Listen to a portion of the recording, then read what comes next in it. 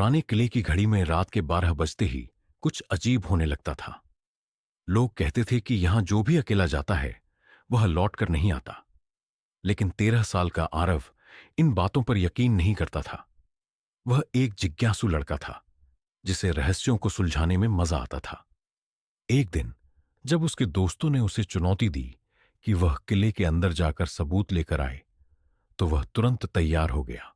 Aarav torch और एक छोटी सी नोटबुक लेकर पुराने किले में पहुंचा। जैसे ही उसने किले का टूटा हुआ लोहे का गेट खोला, एक ठंडी हवा का झोंका आया। अंदर हर चीज पर धूल की मोटी परत जमी थी और दीवारों पर पुरानी तस्वीरें धुंधली हो चुकी थीं। हवा में अजीब सी गंध थी, जैसे बहुत पुराने लकड़ी के सामान की। टॉर्च की रोशनी में उसने देखा कि फर्श पर किसी के पैरों के निशान थे, लेकिन वे गीले लग रहे थे। जबकि बाहर बारिश हुए कई दिन हो चुके थे। आरव के दिल की धड़कन तेज हो गई, लेकिन उसने हिम्मत नहीं हारी। वह धीरे धीरे अंदर बढ़ने लगा। तभी उसे ऊपर से किसी के पैरों की आहट सुनाई दी। उसने टॉर्च ऊपर घुमाई, लेकिन वहां कुछ नहीं था। वह सीढ़ियों से ऊपर गया और देखा कि एक पुरानी घड़ी की सुइयां लगातार घूम रही थीं, लेकिन घड़ी का शीशा टूटा हुआ था। तभी उसे एक कमरा दिखा जिसकी खिड़की से हल्की रोशनी आ रही थी। दरवाजा अधखुला था।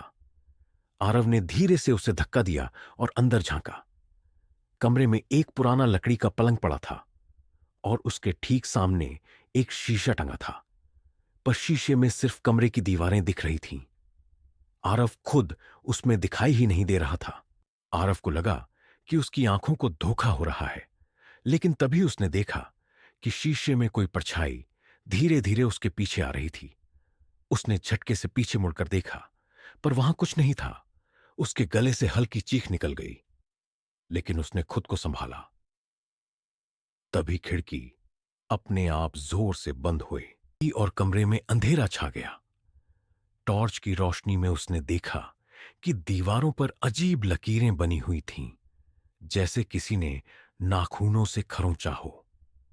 तभी उसे दरवाजे के पीछे से फुसफुसाहट सुनाई दी, तुम वापस चले जाओ। यह सुनते ही उसका खून जम गया।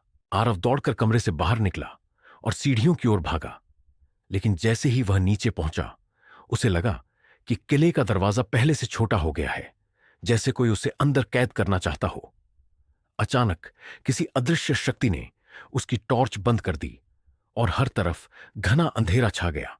वह घबराकर दरवाजे की ओर लपका, लेकिन दरवाजा बंद हो चुका था।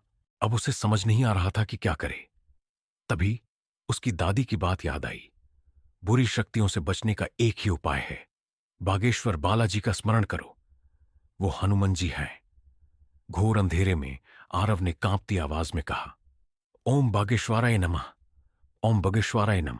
अचानक पूरे किले में तेज रोशनी फैल गई। हवा में गूंज उठी और एक अदृश्य शक्ति ने आरव को पीछे धकेल दिया।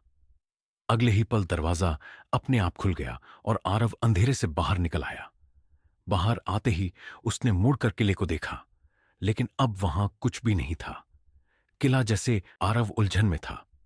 वह सच में किले के अंदर गया था या यह सिर्फ एक सपना था?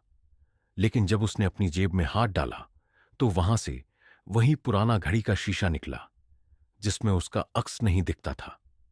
वह समझ गया कि बुरी शक्तियां अब भी कहीं ना कहीं मौजूद थीं, लेकिन बागेश्वर बालाजी की कृपा से वह सुरक्षित था। उस दिन के बाद उसने संकल्प लिया कि वह हर रोज बागेश्वर नमः का जाप करेगा, ताकि कोई भी बुरी शक्ति उसे नुकसान न पहुंचा सके।